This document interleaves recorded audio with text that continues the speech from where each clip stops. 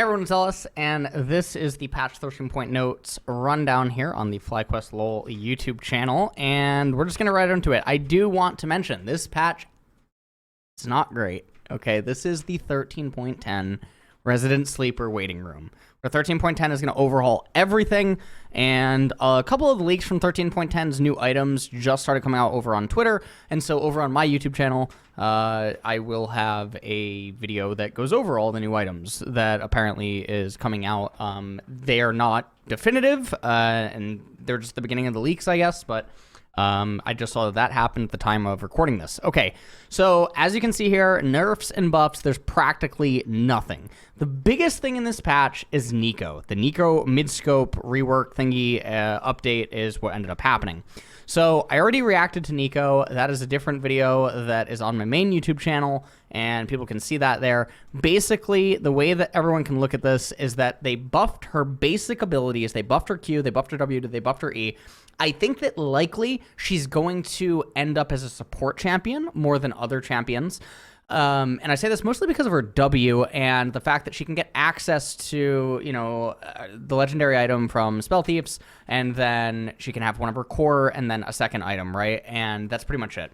Now, if you do put a lot of AP into her, you do get rewarded, but the question ends up being, do you need that much AP in order to actually be rewarded? So with the QW and E buffs and having more damage that way, the R having less damage, but the R also now being a little bit better, and, you know, in terms of its activation speed, Neeko is a lot better now than she was before, and so that is what I think is going to go on there. Aatrox, aka Aatrox, aka Trox, aka A to the T-Rox, I don't know what I just said. Passive Deathbringer stance. Bonus physical damage 4 to 10% based on level of target's maximum health, 4 to 12% based on level of target's maximum health. Our World Ender. Bonus movement speed 50 to 80% to 60 to 100%. So really the buff here is that he gets free tier 2 boots for free at level 16. You know, as long as his R is active. At rank 1, he's basically getting magical boots added, which is nice for spacing. It's nice for dogging down the opponent inside of the laning phase. The bonus physical damage is really not super. I mean, this is not cause to make Aatrox get picked. Will it cause Aatrox to get picked? It might, unironically. And I say this just because I say this just because what ended up happening is, I mean, you look at the meta in top lane right now, and I think a lot of people probably want to play Aatrox, but there's no, like, justification to, and I think that when they see these changes, I think it'll have the good placebo effect, and people might end up actually start picking him. But we do have to wait and see 13.10, because that could change everything, because he could just get items that make him a lot better. Amumu, W damage increased early. So this is really big, because W is not a ability that you put points into until later. Flat magic damage per second, literally you just get the old rank 3 at rank 1. Now the thing is that for Amumu, typically he never goes to level 18, right? You're never getting those points at level 17 and level 18 that you would normally get, so it doesn't really matter at all. He's just getting massive buff. Magic damage health per second, 1 to 1.6 to 1 to 2. So, I mean, no matter how you look at it, it is just a buff, and then obviously the percent health is going to be greater, you know, when it does finally get to 17 and 18, when you get those final points into it. So this is just really good. Bel'veth, attack damage growth decreased, Q damage to monsters increased. So this is a nerf to lane Bel'veth and support Bel'veth more than anything. Attack damage growth 1.7 to 1.5. This is not the end of the world. So in laning phase, what ends up happening is you lose 1 AD basically in laning phase, which you could say that it matters because the amount of times that she hits, like, her Qs and that she weaves in her auto attacks and stuff like that, she's gonna end up missing, like, an auto. Q, Void Surge, monster damage modification, 120 to 140%, so they do make it better inside of the jungle, but they have nerfed her in, you know, the other areas. So it does feel a little bit bad, but again, not the end of the world. You're not going to notice this in lane at level 1 and level 2 and, you know, stuff like that. It won't matter. Jinx, attack damage growth decrease. So Jinx, unplayable now. Just completely unplayable. I mean, I don't even know how she can function. at this point. Realistically, it doesn't do anything. It does not impact her early laning wave clear capabilities in any of her matchups that would matter for her getting priority. She's still going to scale up, and by the time she does end up scaling up, I mean, she's not even losing a longsword in terms of value. Jinx is going to be just fine, guys. Okay. Kayle, EAP ratio decreased, passive wave damage adjusted, R-cast time decreased, AoE radius increased, invulnerability duration adjusted, damage delay increased, magic damage decreased. E Starfire Spellblade, on-hit AP ratio 5% to 20%, passive Divine Ascent wave damage 15 to 35 based on E rank, to 20 to 41 based on champion's level. So the fact is that now you do not need to put points into E in order to get the damage. And also, if you only go Nashor's Tooth, this is just always outright a buff. Whereas if you go Nashor's Tooth, Riftmaker, Death Cap, etc., then yes, you do lose some damage on her E. What this allows you to do, though, is put more points into Q and W, and now because of the changes to her R, you get a lot more utility on Kayle. That would be the argument for it. Our Divine Judgment, cast time 1.5 seconds to 0.5 seconds, really huge. Area of effect radius 525 to 675 to 775 is very nice. Ascending, Kayle no longer lowers her range when casting ult on herself. Okay, and then invulnerability duration 2 to 2.5 seconds. Time delay until sword falls 1.5 to 2.5. Magic damage 200 to 500. Plus 100% bonus AD, 80% AP to 200 to 400, plus 100% bonus AD, 70% AP. So she's losing some AP. So basically, on-hit Kayle has been buffed altogether. So if you go, you know, AD Kayle, or you do like on-hit, you do attack speed, right? Kraken Slayer, Blade of the Rune King, these types of things. All of those versions of Kayle have now been buffed by these changes. Full AP Kayle loses damage, gains utility. That's the way that it should be looked at. Okay, Sion. Passive health decay decreased. This is a nerf to the strategy that was debuted, I think, by BDS and LEC with the Sion invades and then the gank bottom stuff. We saw 100 Thieves actually do it several times over. That's all that this is against. It doesn't really do anything. It can have some effect on, you know, the crazy Sion style, which just keeps running it. You know, the inting Sion. It will have a nerf there. Swain, Q damage increased. Q, Death's Hand. Magic damage 60 to 140 plus 38% AP to 65 to 145 plus 40% AP. Bonus damage per bolt 12 to 52 plus 8% to 15 to 55 plus 10%. Maximum magic damage 108 to 348 plus 70% AP to 125 to 365 plus 80% AP. So the only way this matters, and I've said this time and time again, the only way this matters, and I do not know if it actually does, is whether or not this alters his wave clear. If Swain is able to push a wave literally 4 or 5 seconds faster now because of this change, 6 seconds faster, something like that, it is massive. If this does not do that, then the damage is completely negligible and doesn't mean anything. Taliyah, R cast out, lockout conditions adjusted, doesn't matter, would not change or alter your desire to pick Taliyah, and it would not, you know, make her necessarily, you know, any different in a conversation than she wasn't already presently being a part of. Trundle, base attack speed increased, base mana increased, base stats. Base attack speed 0.6 to 0.67, base mana 281 to 340. It's kind of nice, but at the same time doesn't really matter. This is more of a buff for top lane Trundle than it is anywhere else. And I just say this for his early laning phases and his ability to just sort of like fight you and all in you and stuff like that. So for top lane Trundle, we'll have to revisit this one 13.10. We're just going to take a mental note about that, but for jungle, it doesn't really matter. Volibear, W damage and heal increase. W Frenzied Maul. Physical bonus damage 5 to 105 plus 100% AD, 5% bonus health. 5 to 105 plus 100% AD plus 6% bonus health. 6% bonus health. How much bonus health is Volibear going to be getting? Think about this. Think about how ridiculously low this damage is. Like as a jungler, you're going to get 1.5, 2 items in a competitive game because of how Volibear functions.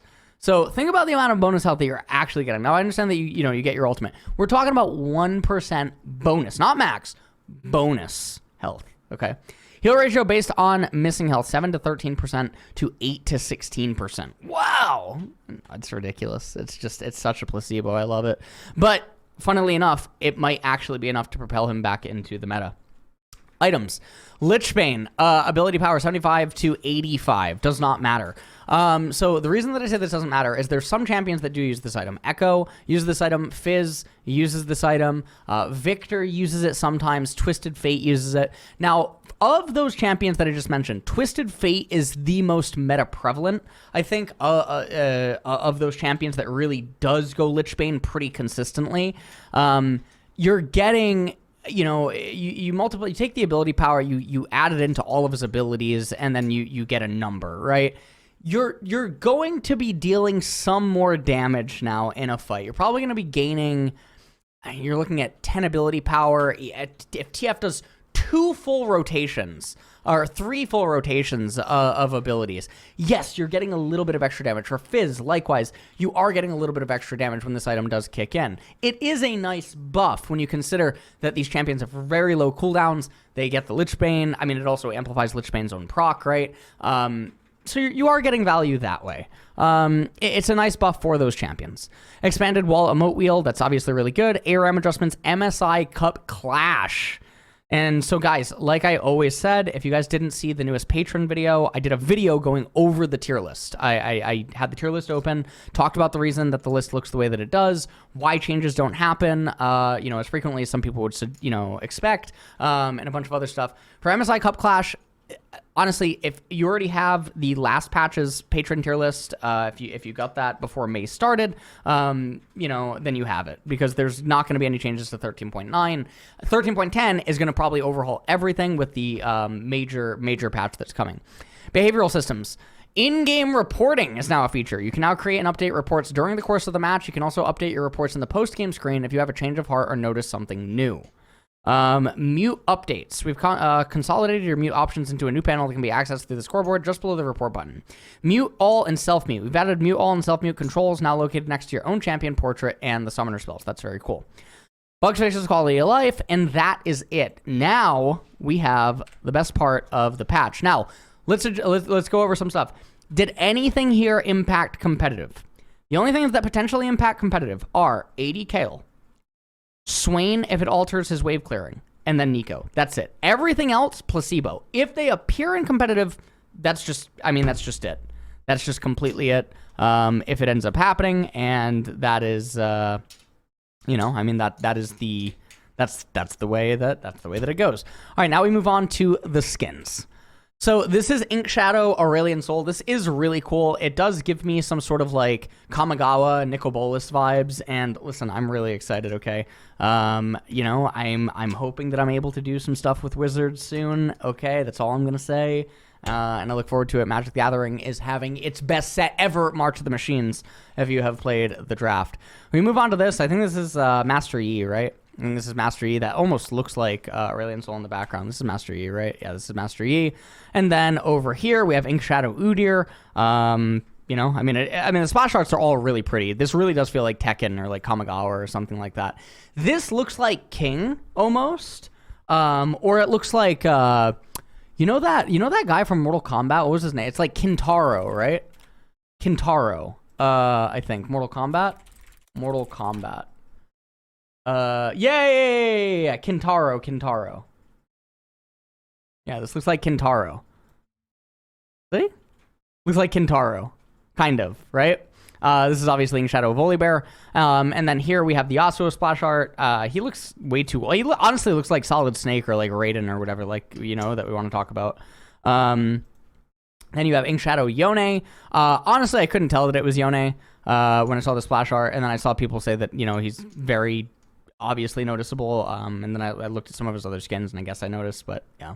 It looks pretty pretty in this skin. What is this? This is Prestige Ink Shadow Yasuo. You're gonna want to make sure that you get this one. That way you can flex on the other people. That, you know, you do have this skin and you can feel very good about that. Honestly, the apparel and the gear looks very nice. This kind of doesn't look like Yasuo, like his face. It kind of looks like a demon or something, but it's whatever. So this is Ink Shadow Aurelion Sol. This is just hilarious to me in that it doesn't look like Aurelion Sol at all. It looks like some sort of like pinata. Now, some of the skins do look really cool. Like, I really like this one down here. I really like the colors on this. Some of them are too cartoony. Like, I think the base skin is actually just way too cartoony. It has like way too many just neon cyberpunk like lights. I don't even know what's going on. This one also, the green one is very pretty as well. This one kind of reminds me of Ogre from Tekken, so I definitely would not go with that. But yeah, anyways, just overall really good. Ink Shadow Kaisa definitely looks very nice here as well. This is honestly probably one of my favorite Kaisa skins when I ended up seeing it. And then our Master Yi, he just looks like something out of, I don't even know. He looks like an anime assassin at this point. The Udyr really does look like something from Street Fighter. Honestly, I think it's a pretty bland skin. I'll be totally honest with you. I could never imagine wanting to play this skin. I mean, just total honesty. This just looks weird. This honestly looks like Gragas, like aged 30 years and lost some weight. Like I don't know what's going on, man. This is amazing. This skin is one of the prettiest skins in the entire game. Now it makes me wish that Volibear was buffed more, because this is easily one of the prettiest skins in the entire game. This is beautiful. Whoever was behind this as an artist, you absolutely killed it. This is one of the best skins in all of League of Legends. They